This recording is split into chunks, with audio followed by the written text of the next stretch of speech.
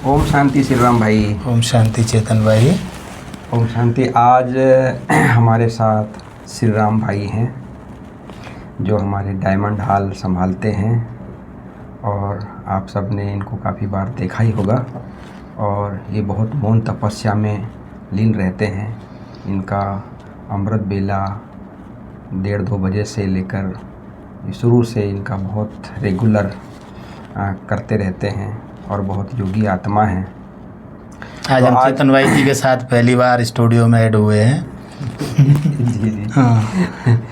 तो आप अभी बताइए आज क्या है भाई जी, आज मैंने जैसे मुरली का देखा तो मैं अक्सर बहुत चिंतन करता रहता हूँ। तो आज का मुरली मैंने जैसे देखा ना तो ऐसे लगा कि आज का मुरली का एक लाइन ही सब कुछ समाया हुआ है उसके अंदर। जैसे कि मैंने हेडलाइन में देखा, बाबा ने बोला कि अगर उड़ना है, अगर उड़ती कला में जाना है तो आपको कंप्लीट प्योर माना उसमें ही पूरे समा गया। प्योरिटी माना सब कुछ समा गया। और उसके बाद संपूर्ण सरेंडर। ये सब क्या है, पूरा बिल्कुल आपको अशरीरी बनाने वाली चीज़ है।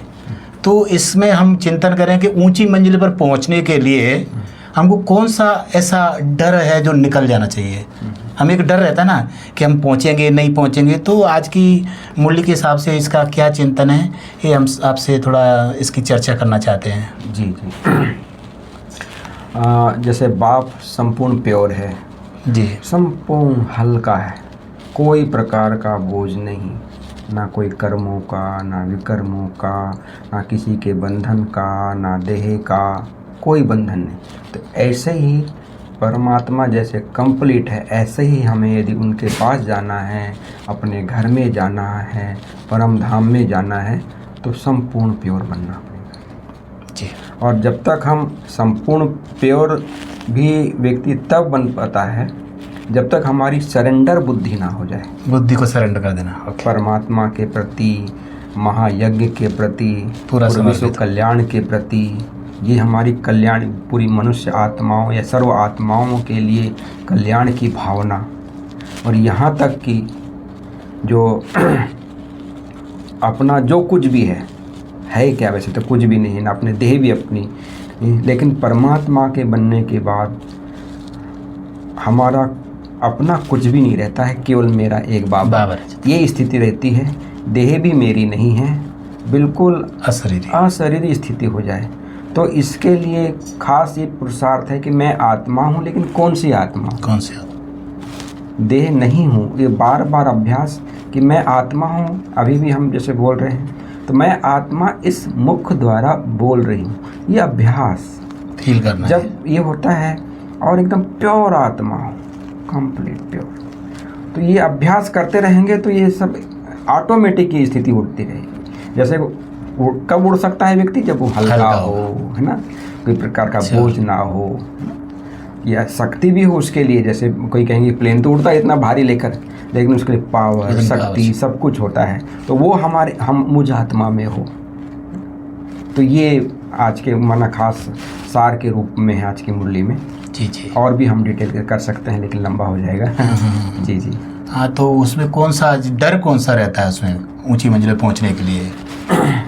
हाँ, मेन बात तो ये है कि अपने कई प्रकार का रहता है, कहीं भी कब फेल ना हो जाए, बहुत डरते हैं। और कोई भी चीज़ में, जैसे कोई स्कूल भी जाता है, उसको कई प्रकार का भय डर रहता है, उसको एग्ज़ाम के भय रहता है ना, और टीचर का भय रहता है, कई प्रकार के भय होते हैं। लेकिन बाबा खास हम बच्चों को कह रहे हैं कि यहाँ पर जब हमको ये एक तो अपने आप को आत्मा समझ ली तो सब भय खत्म हो जाएगा, फिर तो भय रहता ही नहीं।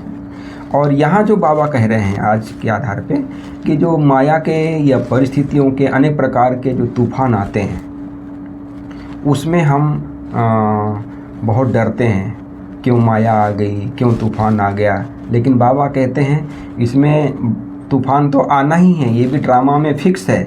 यदि तूफान नहीं आएंगे, परीक्षा नहीं आएगी तो हम आगे कैसे बढ़ेंगे। ओके। तो कई बार कहते हैं बाबा ये तूफान को बहुत आते हैं, इसको रोक लो, हैरान होते हैं, है ना।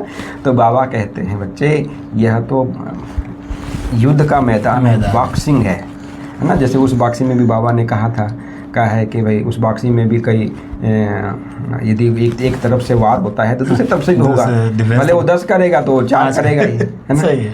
तो इसलिए बाबा खास कहते हैं कि भाई ये बॉक्सिंग है, मतलब माया ऐसा नहीं समझ ले कि हम बाबा के बन गए, हमारे को क्यों माया आती है, हमारे को क्यों परिस्थिति आती है। तो कई बार तो ऐसा होता है कि पहले अच्छा चलते रहते हैं, माना जब ज्ञान नहीं होता है तो हर प्रकार से सब व्यवस्थित रहता है, लेकिन जैसे ज्ञान में आने के बाद हम क्योंकि माया को चैलेंज कर देते हैं तो वो अपना रूप तो दिखाएगी ना। किसी के साथ हम ये ले लें, पंगा ले लें, तो वो अपना रूप तो दिखाएगा ही वो तो अपनी ताकत तो लगाएगा। हाँ, तो ऐसा ही माया से हम ये वायदा कर लिया है भगवान से और उसको चैलेंज कर दिया है, तो वो अपना रूप तो दिखाएगी, है ना।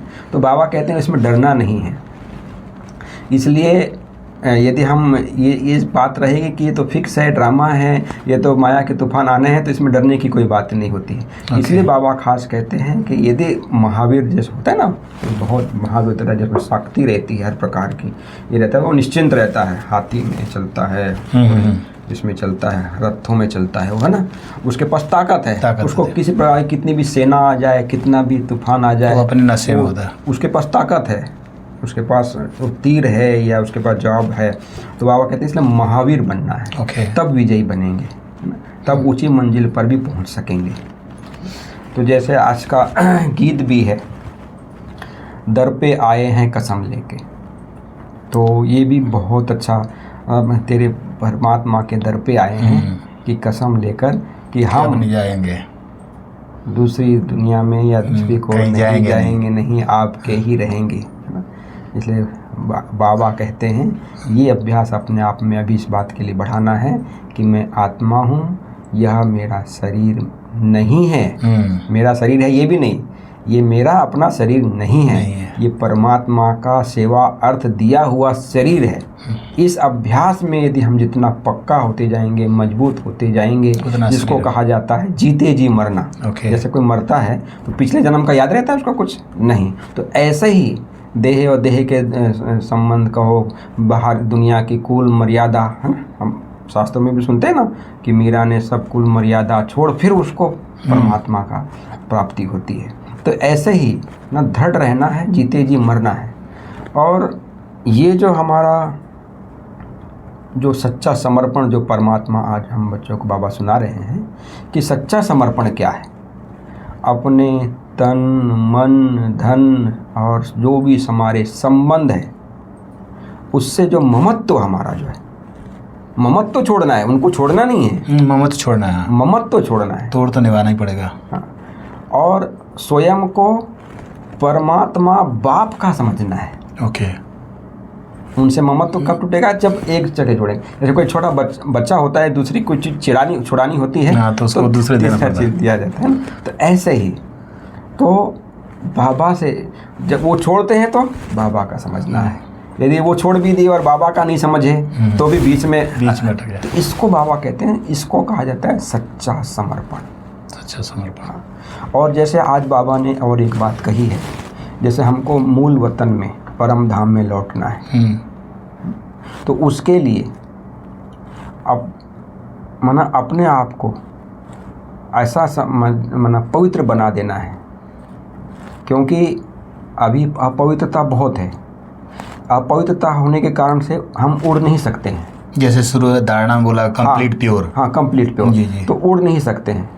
तो योग बल से हम यदि पवित्र बनते हैं तो हम परम धाम में अपने घर में लौटने के लायक बन पाते हैं।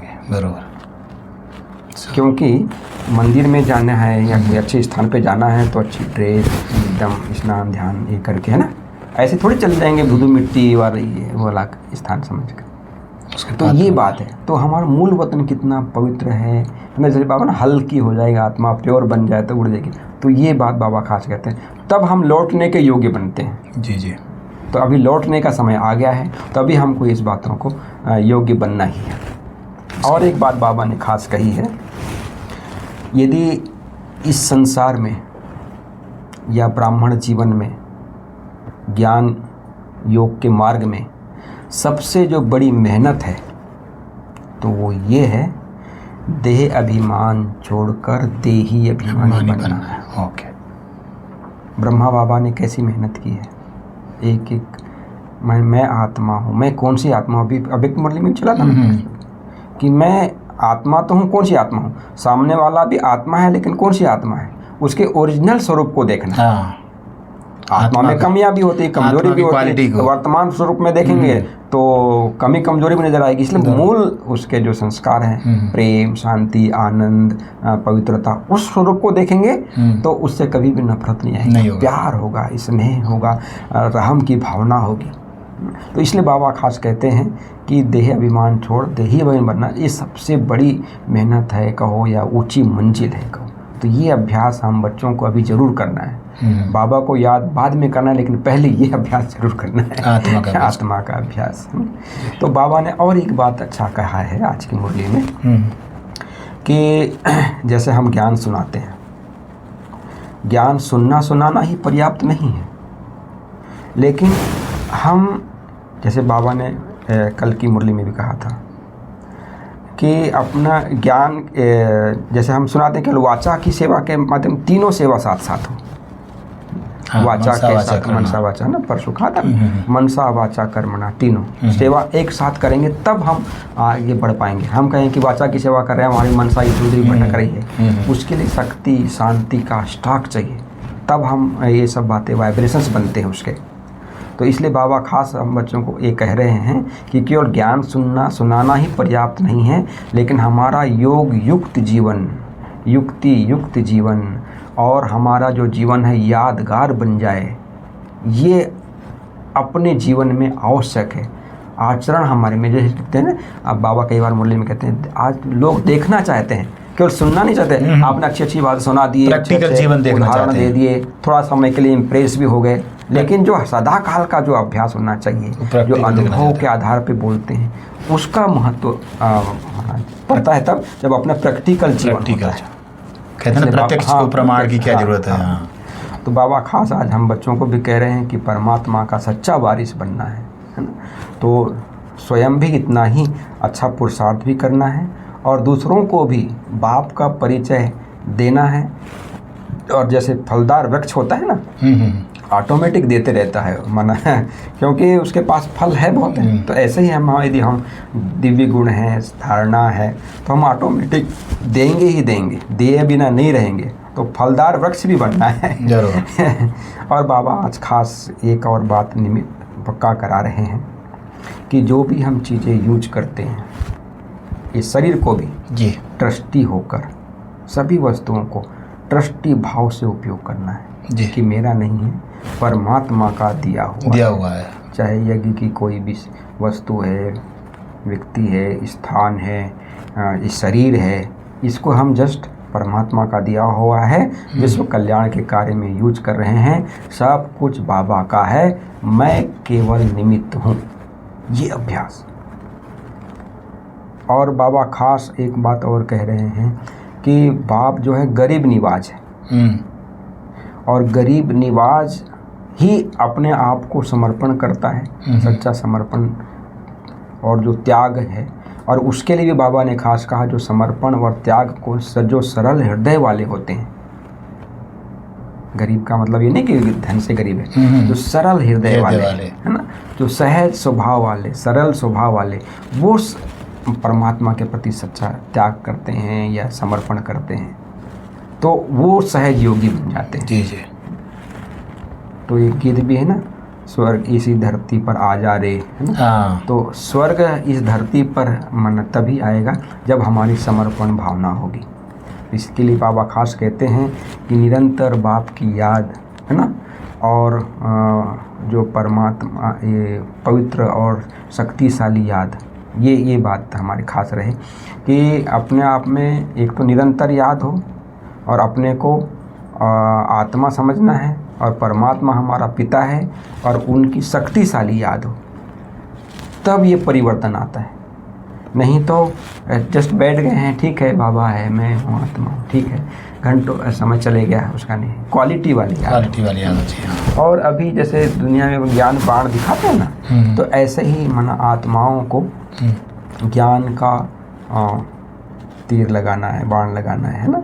तो उससे क्या है, आत्मा को एक तीर लगाना बना हुआ अंदर एक ये होती है कि भाई उस आत्मा को अंदर दिल में लगे कि हाँ ये बात रियल थी, ये सही है, ये बात मेरे दिल में लग गई, उसको कहते हैं ये लगाना। तो वो ये चीज़ याद दिलानी है। जी जी। और हम जैसा बने हैं तो दूसरों को भी बनाना है और बाप समान भी बनाना है।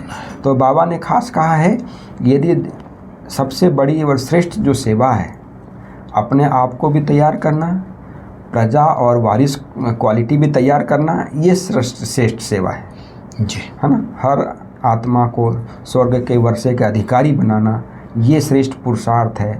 उनको अधिकारीपन का याद दिला देना ये श्रेष्ठ पुरुषार्थ है। जी जी। ये माना आज की मुरली के मुख्य पॉइंट थे। और हम जितनी बार और मुरली पढ़ते जाते हैं तो नए नए पॉइंट निकलते जाते हैं। ये तो खजाना जाती जाती है, तो सागर है, इसका कोई अंत नहीं है। जी आगे आप। तो मैं आपको इसके मुझे लगा जो धारणा जैसे मुझे समझ में आया तो मैं आपको सुना देता हूँ। बाबा ने कहा है कि इतना सारा मुरली का सार में से बाबा ने बताया कि अब हमको क्या करना है, ज्ञानी तू आत्मा बनना है।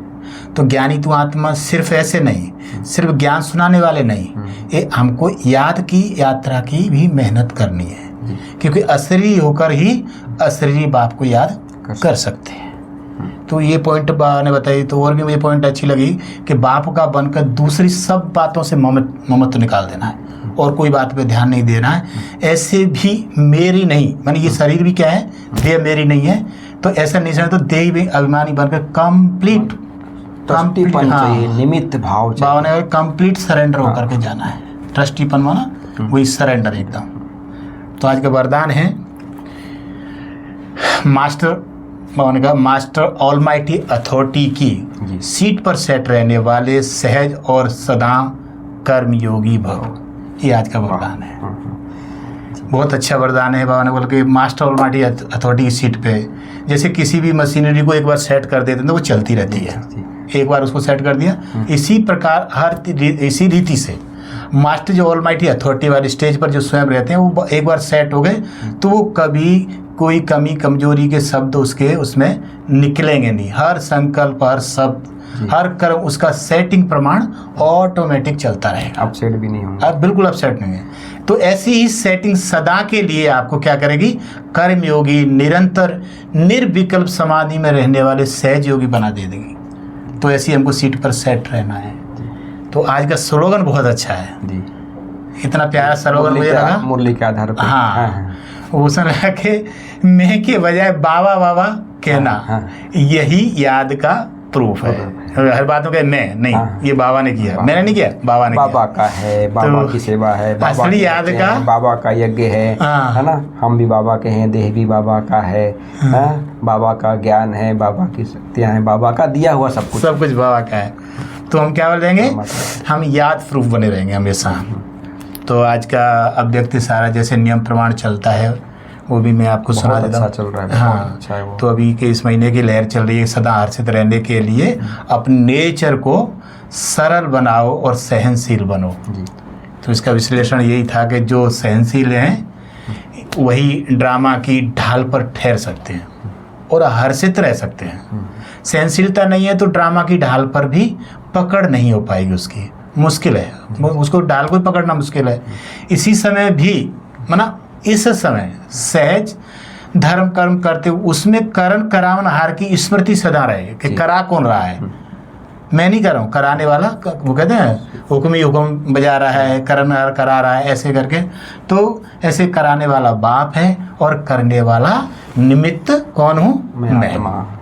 अगर ये स्मृति रख कर्म करो तो अनुभव होगा कि साक्षियों का जैसे पाठ बजा रहे हैं। तो ये थे आज के बहुत प्यारे प्यारे बाबा के मावा के। Om Shanti, thank you.